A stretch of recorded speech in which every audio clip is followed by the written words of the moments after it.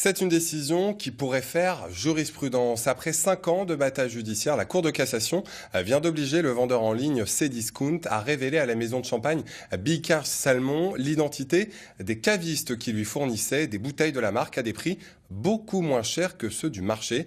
Des prix qui, d'après la maison de champagne, nuisaient à son image de marque. Explication avec Opal von Kaiser et Laurent Menet. Voici les bouteilles de la victoire.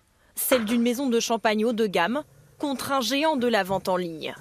Des prix moins chers sur ces discounts qui nuisent, selon Bilkars Salmon, à son image de marque. À partir du moment où un produit de luxe est accessible, ce n'est plus un produit de luxe, pour moi. Ce sont tous ces produits qui ont une aura et une image extraordinaire chez le consommateur. Il sait parfaitement que s'il veut en avoir, il va falloir qu'il casse sa tirelire. Il y a 5 ans, plusieurs bouteilles avaient été revendues moins chères que le prix de vente classique.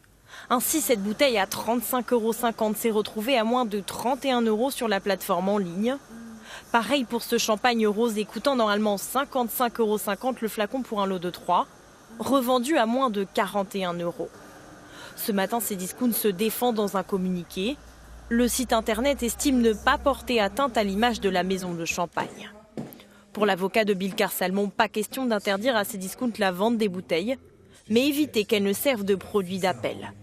La décision de la Cour de cassation fait jurisprudence. Elle consacre le principe selon lequel on ne peut pas utiliser un produit de prestige pour faire valoir d'autres produits sans avoir à rendre compte des pratiques commerciales que l'on met en œuvre pour parvenir à hameçonner le consommateur. Résultat pour la maison de champagne, un accès au fichier fournisseur du vendeur en ligne pour les bouteilles concernées. Le but, identifier les cavistes revendeurs qui ont participé à ce marché parallèle.